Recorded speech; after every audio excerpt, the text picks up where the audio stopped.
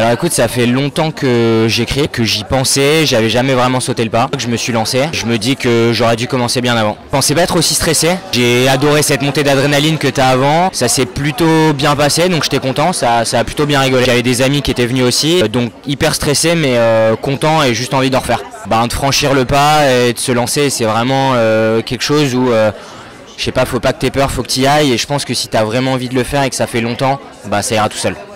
Alors dernièrement j'ai vu un spectacle qui était canon, j'ai vu Kéron, il y a pas mal d'impro, beaucoup aimé. J'aime bien Blanche Gardin, j'aime bien Semelia, j'aime bien Gaspard Proust. Alors Kéron, c'est un ami qui m'en a parlé, qui m'a dit que ça faisait 4 fois qu'il allait le voir, qu'il fallait que j'y aille. Donc on y allait entre potes, très sympa et honnêtement je le recommande. Gaspard Proust, j'avais vu une interview de lui en expliquant comment il est arrivé au stand-up qui était assez intéressante et j'aime bien cet humour un peu piquant, ce détachement qu'il a.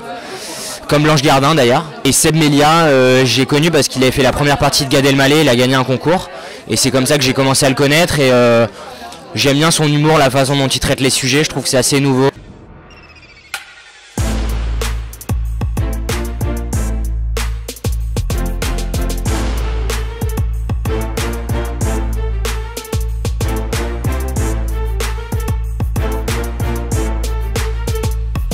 J'enregistrais en fait les textes que j'écrivais 1, 2, 3 minutes sur dictaphone et je l'envoyais en fait à mes potes et derrière ils me répondaient c'est cool, c'est nul, ça peut être pas mal et je rebossais un peu mes textes comme ça et je pense que je les ai gavés avec mes envois de dictaphone, du coup ils m'ont payé des cours. Premier sujet c'était mon prénom et mon nom de famille puisque je m'appelle Dylan Cohen et en soi c'est une bonne vanne toute seule sans travailler. Et du coup j'ai poussé un peu le truc autour de ça. Et là demain je vais au Sonar. Je vais parler un petit peu des mouvements qui s'appellent le mouvement No Born, du fait que maintenant les buralistes, d'ailleurs on en a un derrière, peuvent vendre des bitcoins. L'engouement, je pense que c'est devenu de plus en plus facile. Tu as aussi les réseaux sociaux qui accentuent le fait que tu peux en voir de plus en plus même sans y aller. Après je pense que les gens s'imaginent que c'est hyper facile et même moi au début tu te dis bon ok. Et en fait c'est énormément de temps d'écrire déjà juste 3 minutes de stand-up, c'est beaucoup de travail, mais moi j'adore.